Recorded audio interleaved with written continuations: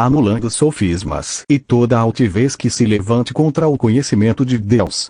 2 Coríntios 10 versos 4 e 5.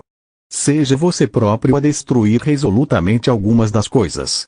Ser liberto do pecado não é o mesmo que ser liberto da natureza humana. Há coisas na natureza humana, tais como preconceitos, que temos que destruir, umas, ignorando-as, mas outras, destituí-las pela violência e veemência, ou seja, pela força divina que recebemos através do Espírito de Deus. Há algumas coisas contra as quais não devemos lutar, sim, ficar parados a ver a salvação de Deus evoluindo em nós. Mas toda teoria ou concepção que se erguer como uma fortaleza contra o conhecimento de Deus dentro de nós, deve ser resolutamente destituída através do poder de Deus, mas não pelo esforço carnal, nem através da aceitação que compromete. Verso 4. Apenas após Deus haver modificado a nossa disposição e havermos entrado na experiência da santificação é que a verdadeira batalha começa. Nossa guerra não é contra o pecado. Nunca podemos lutar contra o pecado. Jesus Cristo já resolveu o problema do pecado através da redenção. O conflito surge quando procuramos transformar nossa vida natural em vida espiritual. Isso nunca é fácil, nem Deus pretende que seja fácil. Só conseguimos a vitória mediante uma série de opções morais bem delineadas e obtidas de Deus.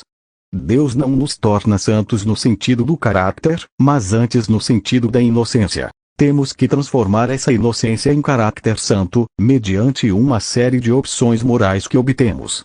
Tais opções são sempre opostas aos baluartes de nossa vida natural, tudo aquilo que se levanta como fortaleza contra o verdadeiro conhecimento de Deus. Podemos também decidir voltar atrás e assim nos tornarmos, sem qualquer valor, para o reino de Deus. Ou então podemos demolir determinadamente essas fortalezas e deixar que Jesus conduza mais outro filho à sua glória. Hebreus 2 verso 10. Levando cativo todo pensamento à obediência de Cristo. 2 Coríntios 10 verso 5. Discipline determinadamente outras coisas.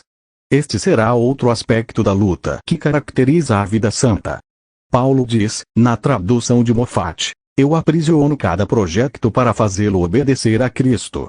Existem muitas atividades ao serviço evangélico hoje em dia que nunca foram disciplinadas, simplesmente brotam ainda vindos do impulso. Na vida do Senhor, cada projeto era submetido à vontade do Pai. Não houve sequer um movimento que fosse oriundo de um impulso de sua própria vontade, alienada da vontade de seu Pai. O Filho nada pôde fazer por si mesmo. Agora veja conosco, passamos por uma experiência religiosa vívida, mas em vez de aprisionar e disciplinar os projetos que nascem de nossos impulsos para que obedeçam a Cristo, colocamos-nos nós à disposição deles.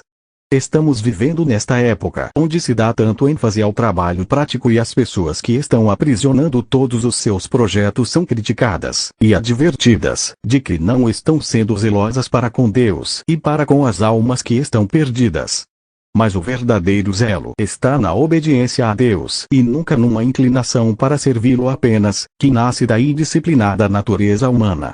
É inconcebível, embora seja verdade, que os filhos de Deus não estejam levando cativos todos os seus projetos à obediência de Cristo, mas realizando o trabalho de Deus, instigados pela sua própria natureza humana, que ainda não foi santificada através de uma disciplina firme e infirmada.